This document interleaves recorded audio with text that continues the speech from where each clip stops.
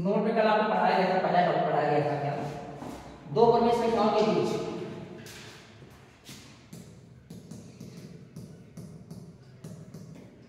दो परिमेय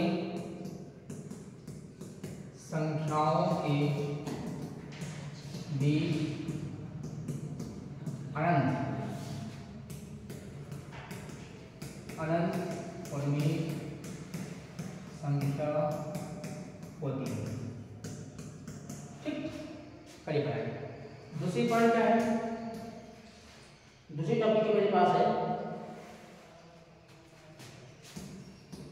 दो परिमेय संख्याओं को जोड़ने पर सदैव परिमेय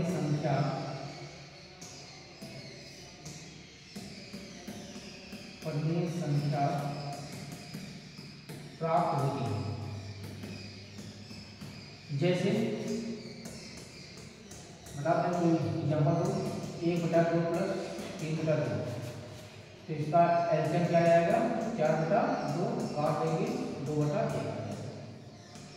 ऐसे बहुत सारे एग्जाम्पल हैं, ठीक है ना। तीसरी टॉपिक क्या है,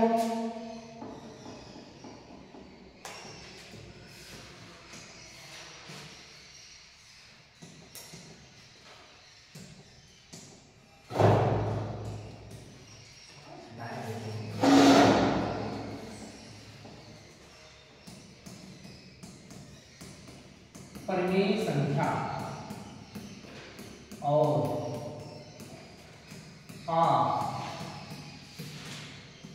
अपरिमेय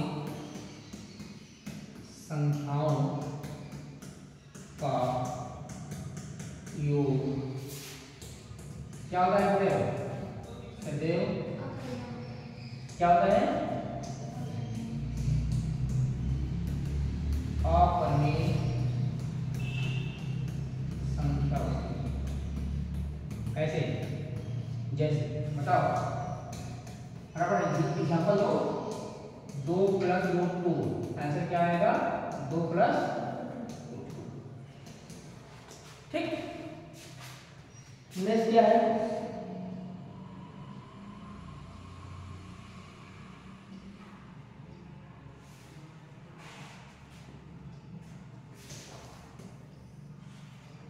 जब बोलते हैं तभी आप लोग लिखते आ जाएगा।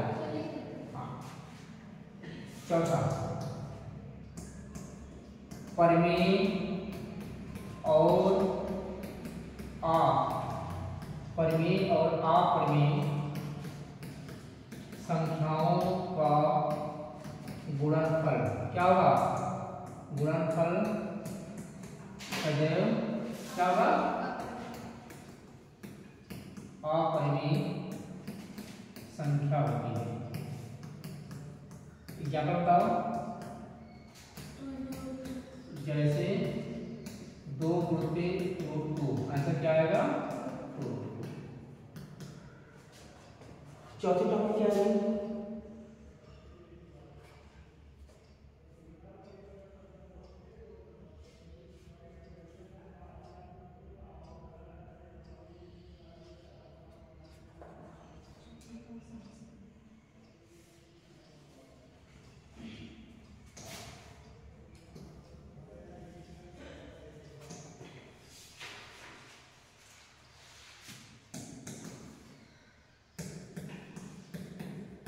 परिमेय और अपरिमेय संख्याओं को क्रम विनिमय नियम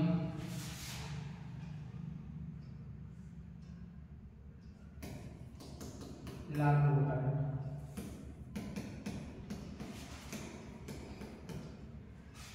क्रम विनिमय का फॉर्मूला बताओ, हमारे पास क्या है, क्रम विनिमय नियम,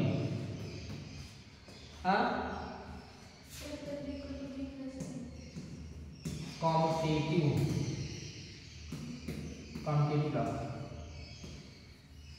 फार्मूला क्या होगा, a upon d plus c upon d equal c upon d plus a upon d, ये फार्मूला है।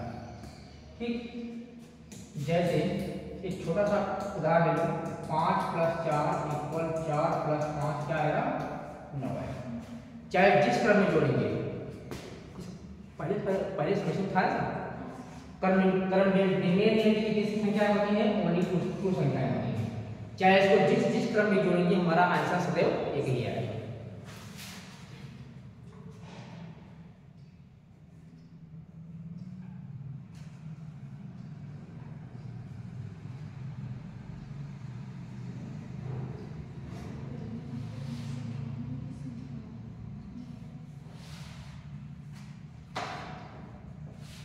शासन नियम क्या होता है,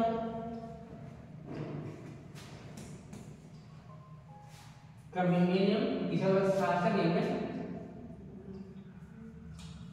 ये दोनों अलग अलग होकर कभी काम नहीं।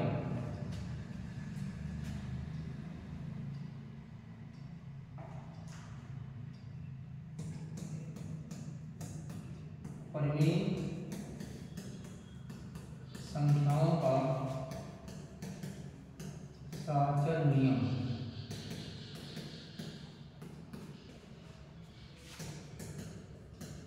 Associative law.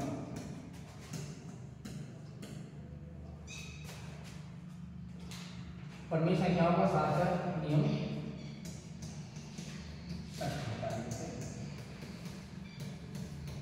जैसे a अपॉन b प्लस सत्य होता है। नहीं, आप परिमेय संख्या ले सकते हो, नहीं।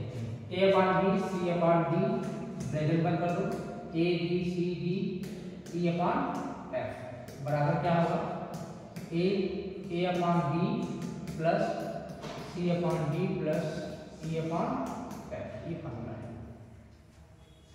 जो इंटीजर में पढ़ाया जाता है क्या होगा, a plus b plus c equal a plus b plus c। शासन नियम हमारे पास कितनी संख्याएं होती हैं, एक संख्या, दो संख्या, तीन संख्या। किसी भी क्रम में अगर आप जोड़ते हो, शासन नियम हो, चाहे आपका कॉम्यूटेटिव लॉ हो, चाहे एसोसिएटिव लॉ हो, इनको चाहे किसी भी क्रम में अगर आप जोड़ते हो एवं गुणा करते हो, घटाना और भाग सत्य नहीं होता है। तो हम कर सकते हैं जोड़ और गुणा, चाहे जिस क्रम में आप जोड़िए, चाहे जिस क्रम में आप गुणा कीजिए, हमेशा आंसर क्या आएगा, सेम ही आएगा।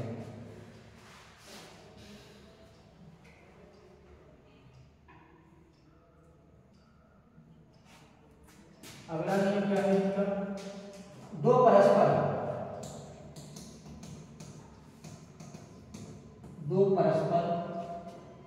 विपरीत परिमेय संख्याओं को विपरीत परिमेय संख्याओं को जोड़ा जाए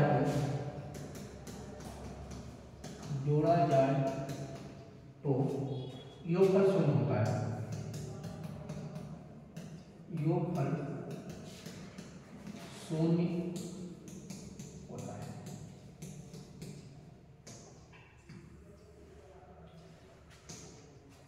दो परस्पर एवं विपरीत परिमेय संख्याएं, अगर हमारे पास दो परिमेय संख्याएं हैं, जैसे लिख देते हैं क्या, a upon b plus minus a upon b, तो आंसर क्या आएगा, 0। प्लस माइनस कैसे हो जाएगा, 8 हो जाएगा।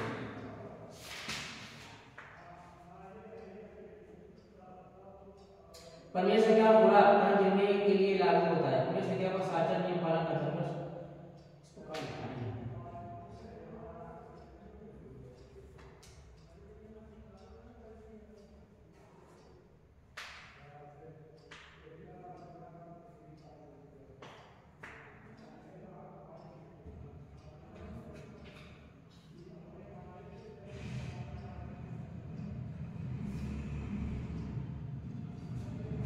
चलिए और क्या अपने पढ़ लीजिएगा, बता दीजिए ऐसा दो। अगला जो आप पास में परमेय संख्याओं का गुणा, परमेय संख्याओं का गुणा जो होता है साचन नियम का पालन करता है और क्रमनिर्णय नियम, दो नियम का पालन करता है। तीसरी बात ये क्या है, यदि एक परमेय संख्या दूसरी परमेय संख्या से भाग दिया जाए तो भागफल वही होगा जो भाज्य संख्या के विलोम से गुणा करने पर प्राप्त होता है।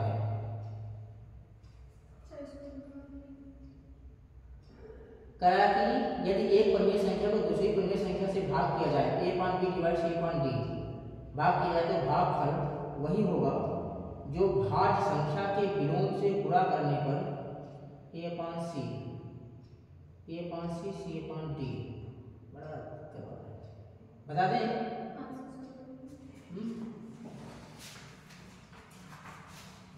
बहुत बड़ा दे दिया है।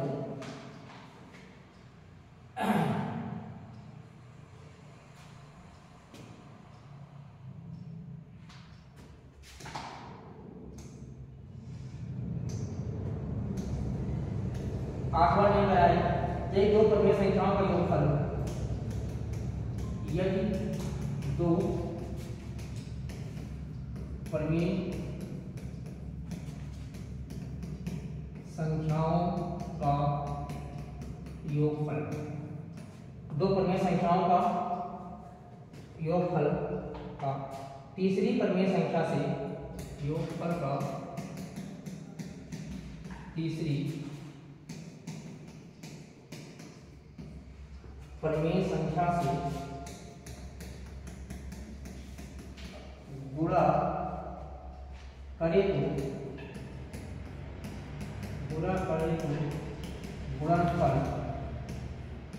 गुणनफल वही होगा,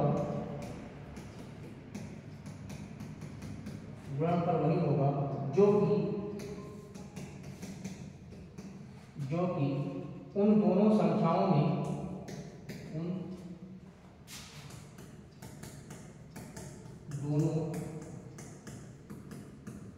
उन दोनों संख्याओं में तीसरी का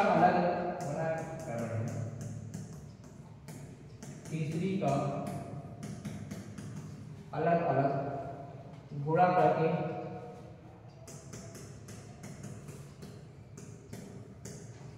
करके जोड़ने से प्राप्त करना है।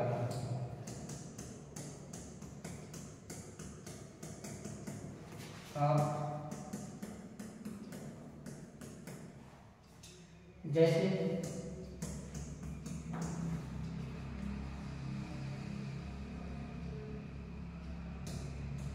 b upon c गुणते a upon c plus a upon b बराबर, ये जानते क्या है, ये डिस्ट्रीब्यूशन वाला है तो मिलाकर वितरण नियम, ठीक, इसे क्या कहते हैं, वितरण नियम कहते हैं।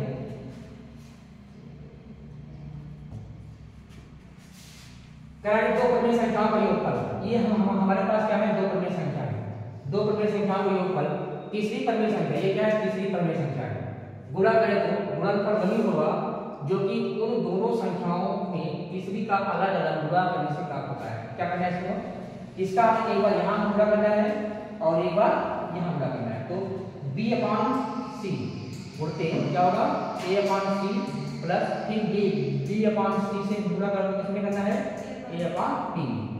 तो चाहे तो जोड़कर गुणा करो, चाहे इस प्रकार से गुणा करके जोड़ दो, दोनों का आंसर हमेशा सेम ही आएगा। इसे हम लोग क्या कहते हैं, डिस्ट्रीब्यूशन लॉ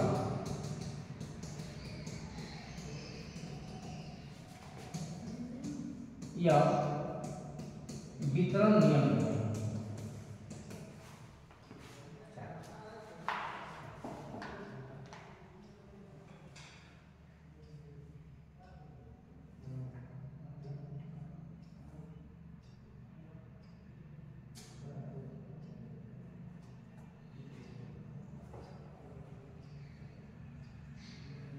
हम कराएंगे सवाल, ठीक, क्वेश्चन कराएंगे।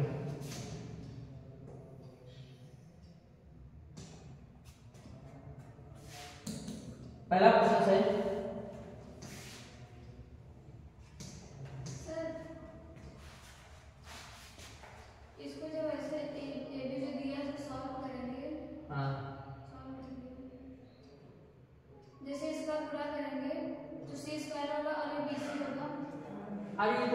एग्जाम्पल बताया गया है ना, पूरा हिंदी मतलब मैथमेटिकल दिखाया गया नहीं सर, ऐसे पर भी आना चाहिए ना सर,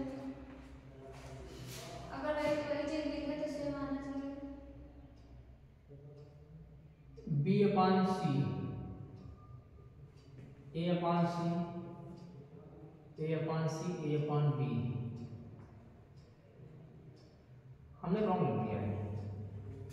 बी अपॉन सी है ठीक है, फिर ए अपॉन सी है ठीक है, फिर क्या होगा बी अपॉन सी कर दिया, फिर ए अपॉन बी कर दिया गया।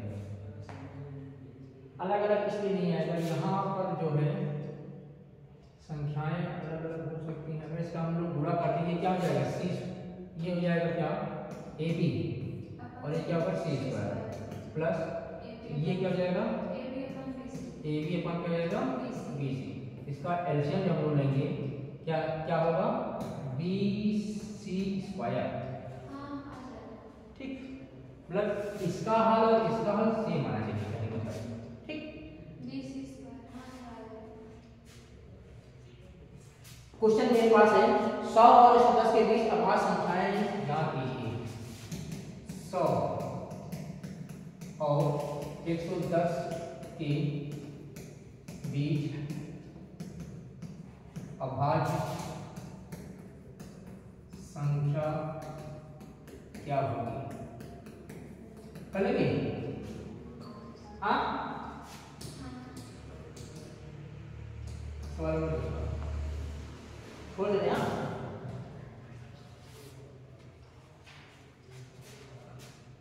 101 होगा, 103 होगा, 107 होगा, 109 होगा, कोई देख रहा होगा। परिमेय संख्या को, ये सवाल सही है, ये सवाल एग्जाम में आया है।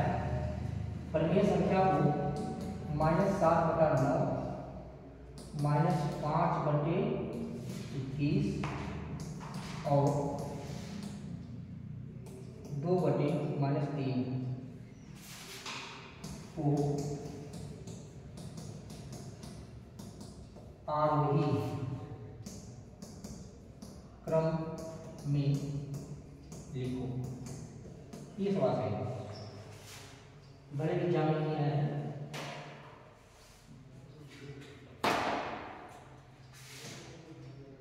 आरोही क्रम का मतलब क्या होता है?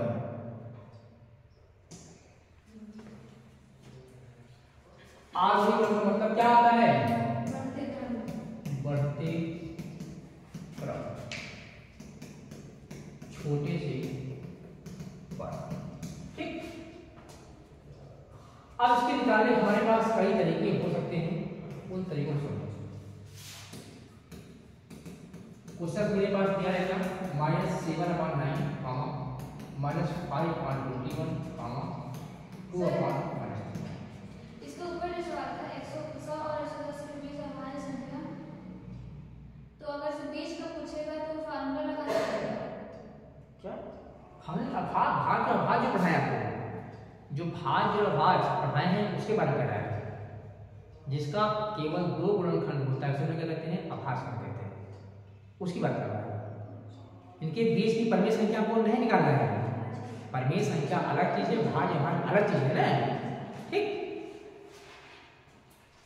ये देखिए, अगर ये क्वेश्चन आपके एग्जाम में आता है तो लगाने का तरीका आपका क्या होगा, लिखने का तरीका। एग्जाम में कंपटीशन की बात अलग होती है और लिखने वाला एग्जाम की बात अलग होती है। जब आप लिखने वाले एग्जाम देंगे तो वहां आपको सबसे पहले क्या करना पड़ेगा, पहली बात सवाल को इस प्रकार से लिखा जा सकता है -7/9 -5/21 काम कभी भी नीचे नेगेटिव नंबर नहीं होता है, तो इसको क्या कर देंगे -2/।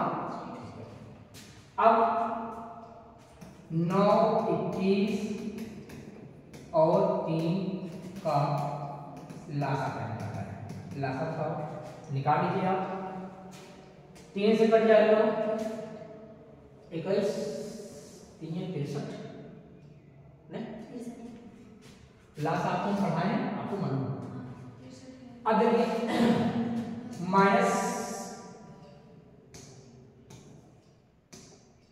-7 अपॉन क्या है 9।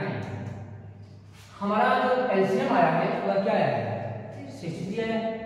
हमें क्या करना है, न्यूमरेटर ऊपर होता है, डिनोमिनेटर कहाँ होता है नीचे, मतलब अंश ऊपर हर नीचे। हमें हर को क्या बनाना है 63 बनाना है, किसी भी हर को बनाना है। अब बताओ यहाँ क्या है 9 को हमें क्या करना है 63 करना है। तो ये क्या है संख्या ज्यादा है, तो इसमें हम 9 में कितने से गुणा कर दें क्या हो जाए 63 हो जाए। तो यहाँ लिखेंगे -7 अपॉन 9 गुणित 7/7। इसके अंश और भाग में 7 से हमने पूरा कर लिया। तो क्या आ गया -49/9 7 63। पहली संख्या मिल गई। दूसरा क्या है फ्रैक्शन हमारा भिन्न -5/21। यहाँ -5/21 21 दिया 63 3 बार जाएगा, 3 से गुणा कर दो तो 5 आई -15 और क्या गया 63। तीसरी परिमेय संख्या क्या है -2/3 ना कर दो 2 क्या है 3 3 6 21 बार जाएगा ना 21/21 21 गुना 42 और 21 देंगे 63। अब ये हमको मिल गया। अब ध्यान देने वाली बात ये है, जब किसी भी भिन्न की हमारे पास 1 या 2 या 3 से अधिक भिन्न संख्याएं हों, ये परिमेय संख्या है, आप भिन्न या परिमेय कर सकते हो। अगर आपका हर समान है 63 यहाँ भी है 63 यहाँ, जब इसका हर समान होगा तो जो अंश होगा उसमें जो संख्या बड़ी होती है वह बड़ा होगा और जो संख्या छोटी है छोटी।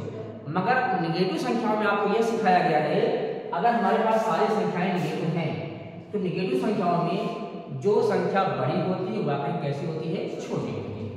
अब मेरे पास मिला है क्या, पहला मिला है -49/63, दूसरा मिला है -15/63, तीसरी संख्या मिली है -42/63। अब इसको हमें लिखना है किसमें असेंडिंग ऑर्डर, मतलब बढ़ते हुए क्रम में, मतलब छोटे से बड़े हो जा रहा है। ठीक, जैसे हमारे मोबाइल का नेटवर्क होता है, पहले छोटी कोटि फिर से बड़ी फिर से बड़ी फिर से बड़ी, ये क्या है असेंडिंग ऑर्डर है। आप सीढ़ी पर चढ़ते हो वह क्या होता है आरोही क्रम होता है असेंडिंग ऑर्डर। डिसेंडिंग ऑर्डर मतलब घटते क्रम बड़े से छोटे हो जाते हैं। तो यहाँ सबसे पहले हमें छोटी संख्या लिखनी है। अब हमें किसको दिखना है अंश को दिखना है। जब आप हर को समान कर लेते हो, बड़ा कारण यही है कि ये उसूल है, अच्छा ही लग रहा है उसको। हाँ, सबसे अंश में सबसे बड़ी संख्या कौन है, ये संख्या 49 है। ये वाक्य कैसा बनेगा तो छोटी होगी। ठीक, तो हम लोग क्या लिखेंगे -49/63, ये सबसे छोटा है ऐसे। फिर क्या होगा इसके बाद किसका नंबर आएगा -42/, आप इससे बड़ा कौन होगा -15/। 49 की परिमेय संख्या क्या है, पहले का परिमेय संख्या क्या है 7/9, -7/9 सबसे छोटी संख्या है और -2/3, इसके बाद क्या आएगा -5/, ठीक। दूसरा तरीका बता दें,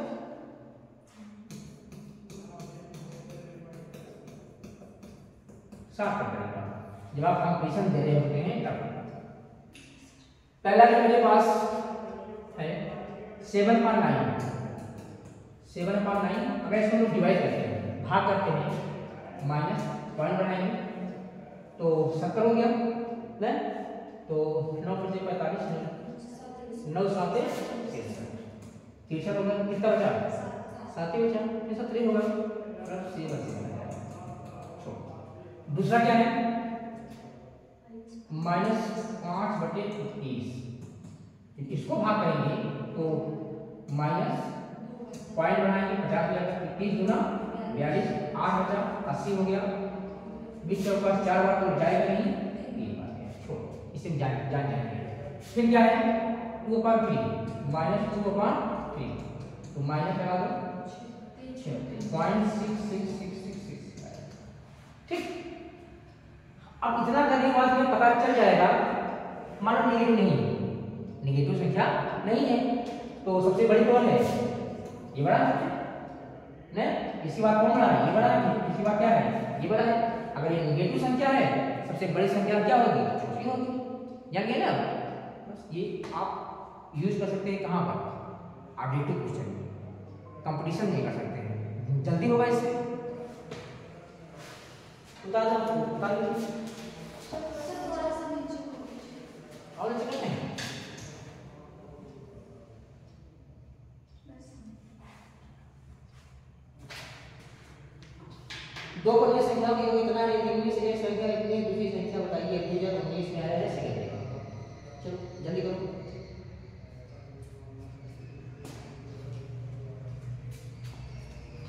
नोट्स बना रहे हैं आपको? हाँ, सारे क्वेश्चन, सारे रूल्स लिखिए।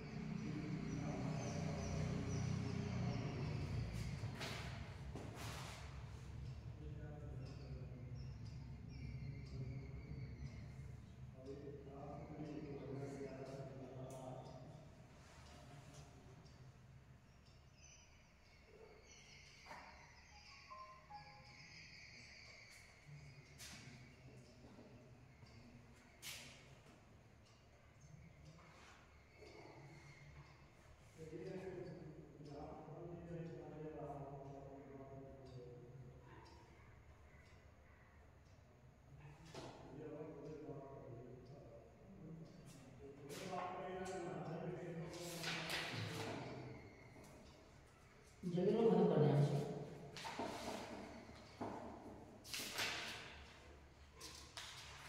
चलो ऊपर कर दीजिए। और नीचे करते हैं। चलो ऊपर।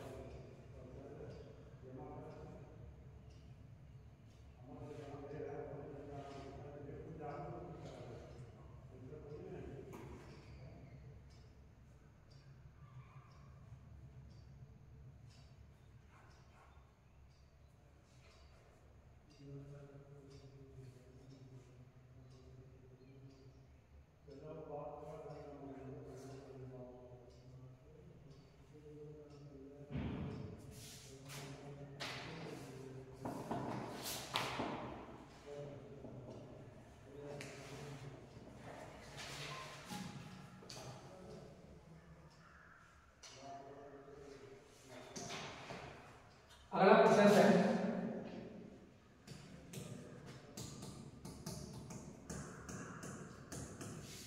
दो परिमित संख्याओं का गुणनफल -1/c। दो परिमित संख्याओं का योगफल, दो परिमित संख्याओं का योगफल -1/c है।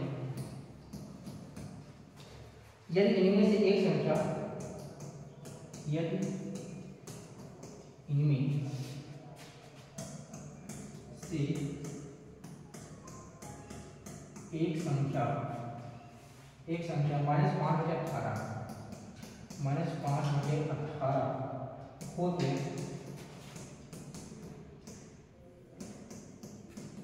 दूसरी संख्या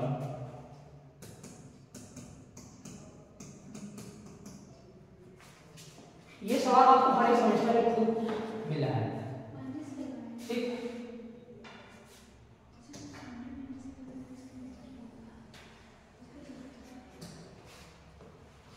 देखिए ये क्वेश्चन दो परिमेय संख्याओं का योगफल, दो परिमेय संख्याओं का गुणनफल, दो परिमेय संख्याओं का भागफल, दो परिमेय संख्याओं का घटाना, ये चारों जो संक्रियाएं होती हैं इसलिए सवाल बनता है। तो इससे आपको घबराना नहीं है, जो कहे वही करो, शॉर्टकट तरीका नहीं अपनाना, ठीक। बताया जाता है भैया जब जोड़ने के लिए कहता है तो क्या करते हैं, घटा देते हैं। जब गुणा करता है हम लोग क्या करते हैं, भाग करते हैं। जब भाग करते हम लोग क्या करते हैं, गुणा कर देते हैं। ऐसा अपना करते हैं, ठीक। ऐसा बढ़िया कंपटीशन में, ठीक, वहाँ रॉन्ग होने के चांस ज्यादा होते हैं। क्वेश्चन के अकॉर्डिंग आपको सॉल्व करना है। जैसे सबसे पहले क्वेश्चन आप पढ़िए, कि दो परिमेय संख्याओं में योगफल क्या है, -1/3 है। यदि इनमें से एक संख्या क्या है, -5/18 है, तो दूसरी संख्या को क्या करेंगे। जो हमसे पूछता है जो अज्ञात राशि होती है उसको हम लोग क्या करते हैं, पहले मान लेते हैं। माना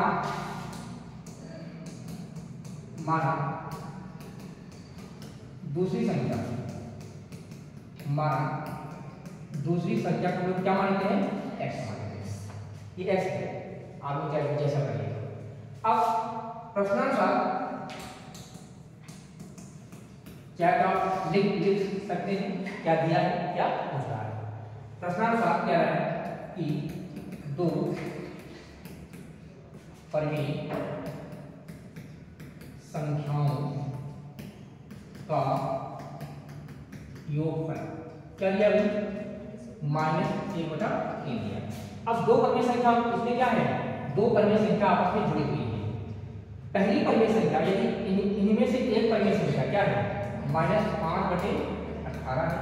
दूसरी परिमेय संख्या हमने माना है, क्या माना है, x माना है।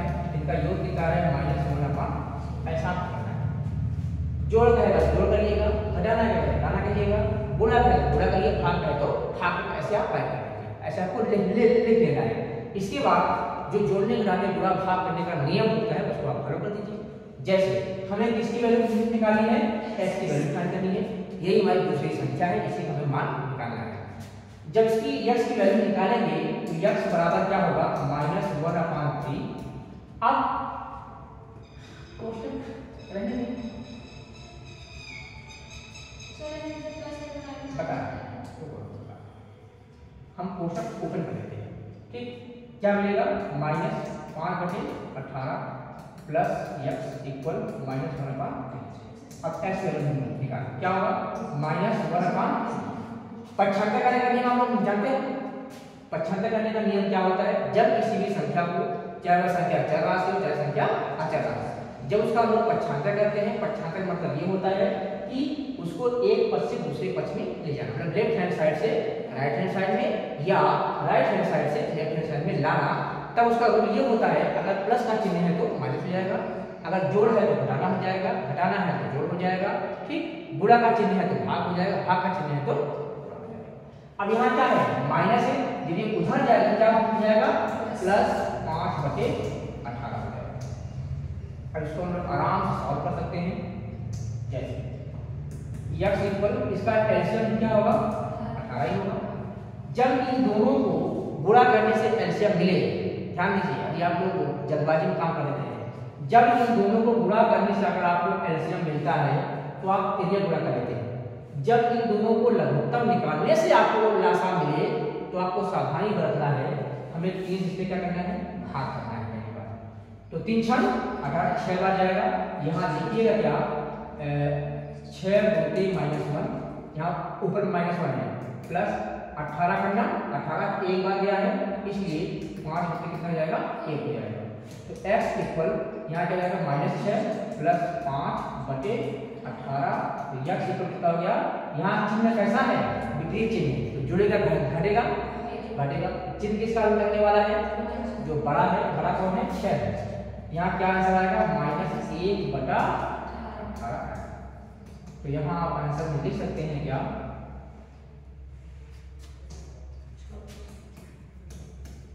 दूसरी संख्या क्या माना गया था, x माना गया, क्या आंसर आ गया 1/18 आपका आंसर। ठीक, थोड़ा सा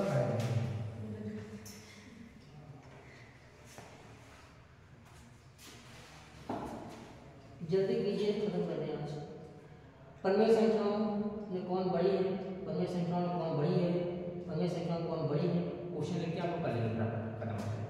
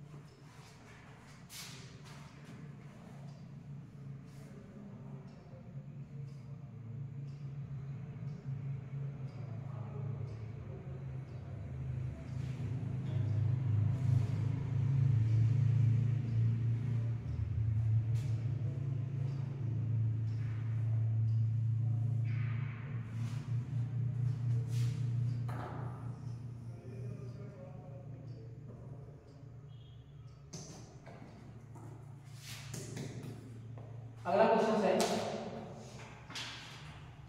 परिमेय संख्याओं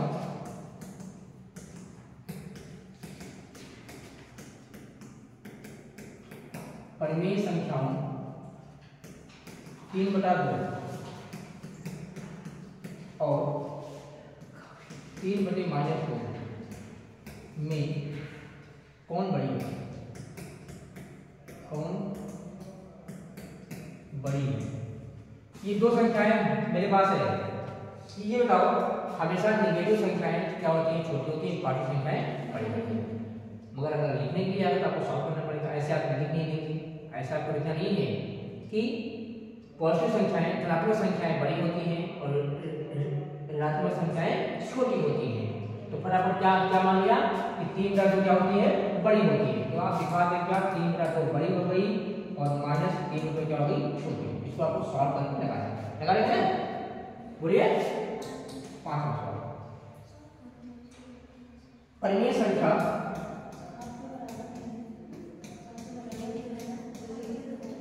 परिमेय संख्या 1/2 और -3/4 में कौन बड़ी है, कौन बड़ी।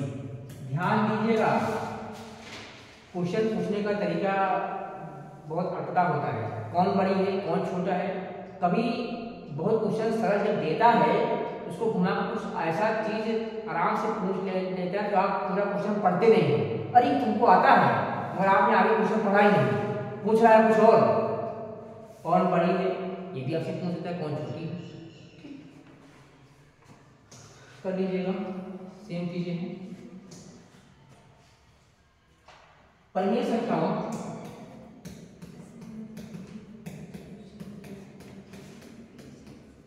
परिमेय संख्या 0/1 और -1/2 में कौन बड़ी है।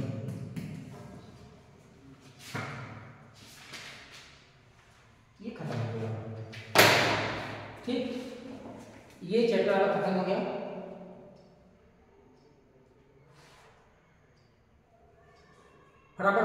जवाब दीजिए आप लोग। संख्या 1 भाज्य होती है कि अभाज्य होती है? ऑप्शन आपका है भाज्य है, अभाज्य है, ना तो भाज्य और ना तो अभाज्य, इनमें से कोई नहीं। दूसरा क्वेश्चन है शून्य केवल एक पूर्णांक है, अपूर्णांक है, परिमेय संख्या है, अपरिमेय संख्या है? शून्य क्या होता है? पूर्णांक होता है। सबसे छोटा पूर्णांक कौन होता है? शून्य, एक, -1, इनमें से कोई नहीं। सोच लो थोड़ा सा। सबसे छोटा पूर्णांक ऑप्शन है आपका 0, 1, -1, इनमें से कोई नहीं। तो क्या होता है? हाँ? होता ही नहीं। ऐसे जवाब दो। ठीक नहीं होता है। बड़ी से बड़ी आप निकल जाएंगे इनफाइनाइट तक, और छोटी छोटी संख्या में कहाँ निकल जाएंगे? इनफाइनाइट तक। कहीं आपको मिलेगा नहीं।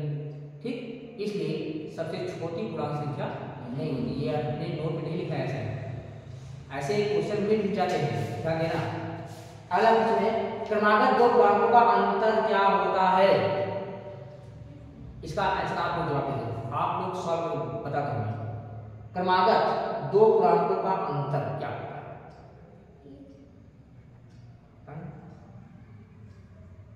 मुझे क्वेश्चन है क्रमागत संख्या में समझते हो? क्रमागत संख्या, ठीक, जैसे 1 2 3 4 5 6 7 8, किसी संख्या में एक जोड़ने पर अगली क्रमागत संख्या हमको प्राप्त होती है। जिसे मान लीजिए हमारे पास क्या है 4 है और क्या 5 है, ये दो क्रमागत संख्याएं हैं। अगर इसका अंतर हम निकालते हैं क्या होगा? 4 - 5, क्या आंसर आएगा? माइनस। निगेटिव आते हैं -4, फिर क्या होगा? -5। ये दो क्रमागत संख्याएं मेरे पास है। अगर इसका अंतर निकालते हैं तो -4 -5 हो जाएगा, -4 माइनस प्लस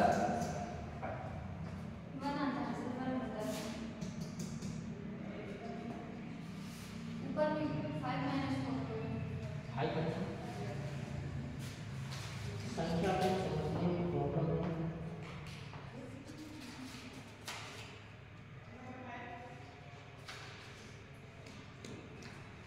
1 होता है। हाँ, बड़ी संख्या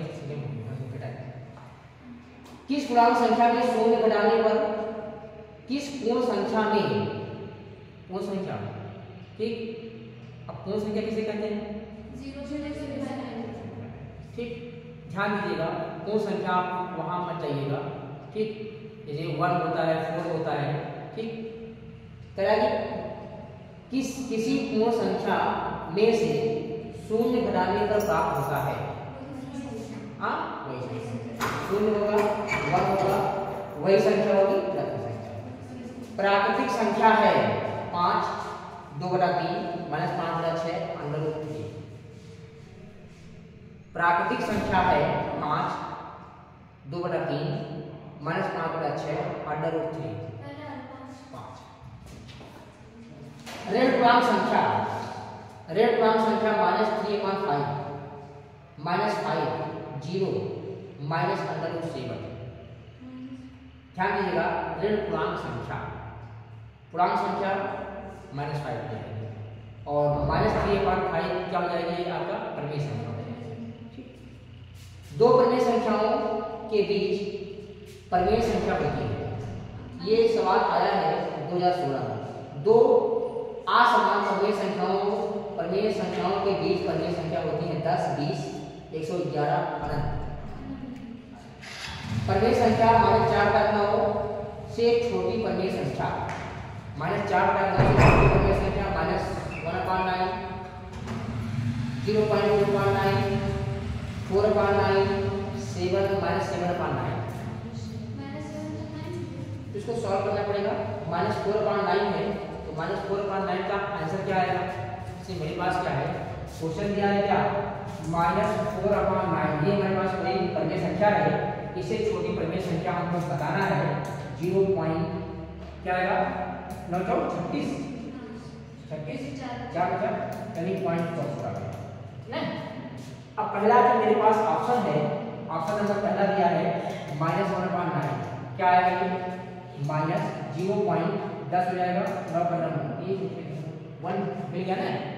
हाँ, ध्यान देना, ये बड़ी संख्या होगी, नेगेटिव है ना, फिर अगला ऑप्शन जो मेरे पास होगा, दूसरा ऑप्शन लिखा है 0.2/9, ये संख्या क्या है? पॉजिटिव आएगी।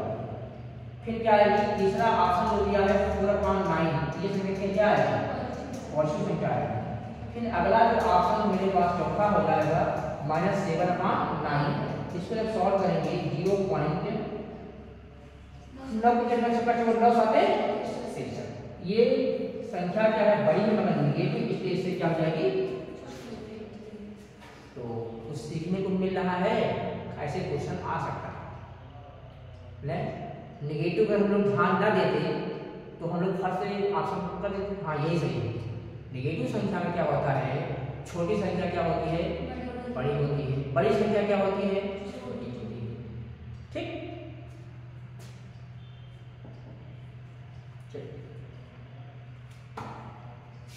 कल हम आपको पढ़ाएंगे पूर्ण संख्याओं पर संक्रियाएं। ठीक, पूर्ण संख्याओं पर संक्रियाएं पढ़ाएंगे। एक दिन